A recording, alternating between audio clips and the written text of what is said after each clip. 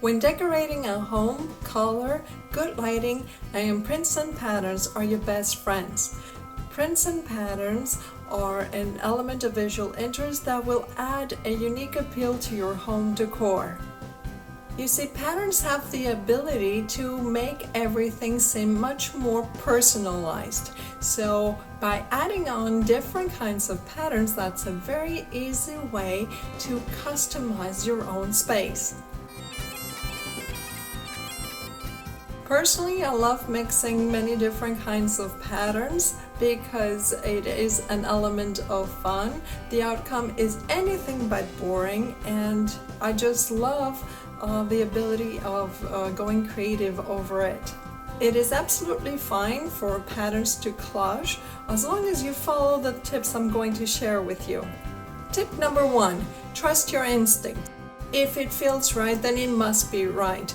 Do not confine yourself in using patterns just in textiles. Patterns can be found everywhere and anywhere. Therefore, consider using them for different surfaces: floors, cabinetry, walls, trims, area rugs, just about anything. Ideally, you should layer in your patterns, and if you do this properly, no single pattern will stand out. Instead, it will work as one unit, one ensemble. The more layers, the more eclectic the result. Patterns can be found anywhere, including nature, architecture, and fashion. Chances are that you already have several patterns running in your home, whether that's your tiled floor or your tiled bathroom wall, or even your countertop. Whatever the case, patterns are here to stay. They are an interior trend that has grown big over the last couple of years, and it will continue to do so because it adds that element of uniqueness to your home decor. My second tip is to match the colors, not the patterns. As long as there's at least one color, and that's usually the one in the background that is common in between all of your patterns, then you are set and good to go. So it does not really matter how many patterns you choose to put together, as long as their colors are of similar nature. This will result in a much more cohesive, well put together effect. I know many interior designers are saying that you should try to have a cohesive and limited color palette. I don't really abide to that. It's not wrong, it's just a different approach. I like to make things a little more interesting and think out of the box and try to mix more things, more elements together. Therefore, I will show you now an example of what it would be like to mix 5 patterns and what if I mixed 7 patterns.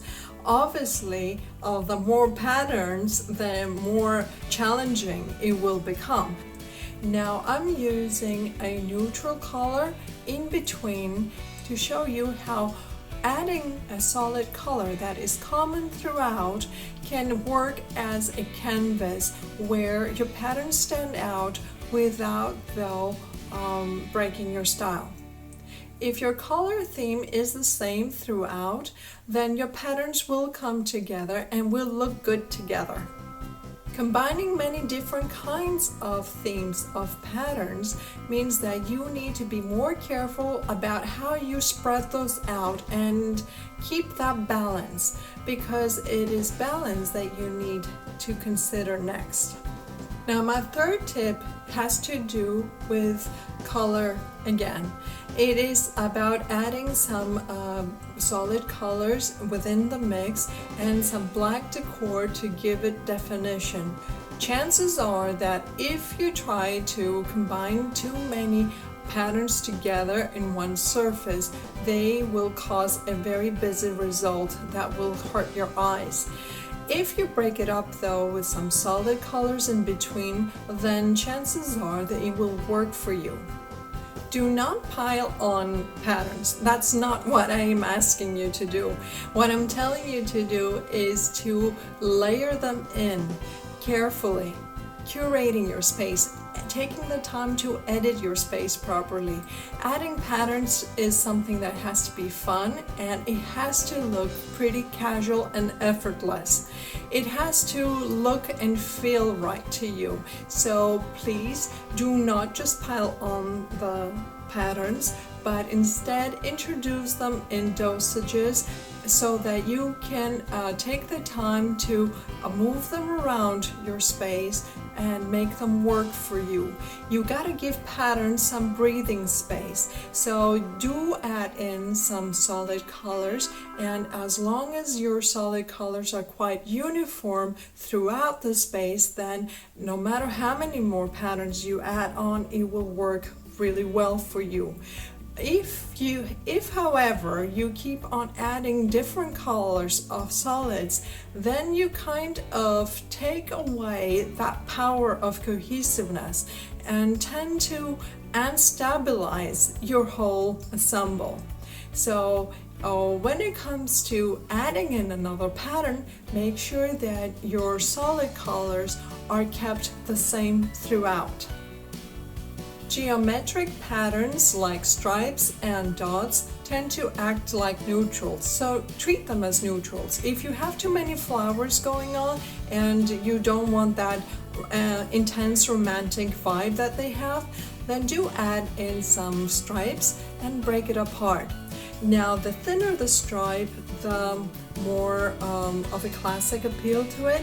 And if you go for a wider stripe, then it becomes automatically more modern and more edgy. So what I want you to take with you, first of all, is that you need to trust your instinct. Second of all, I want you to match the colors, not the patterns. If you match the base colors of your patterns, then the patterns themselves will match as well. And the third thing that I want you to keep balance.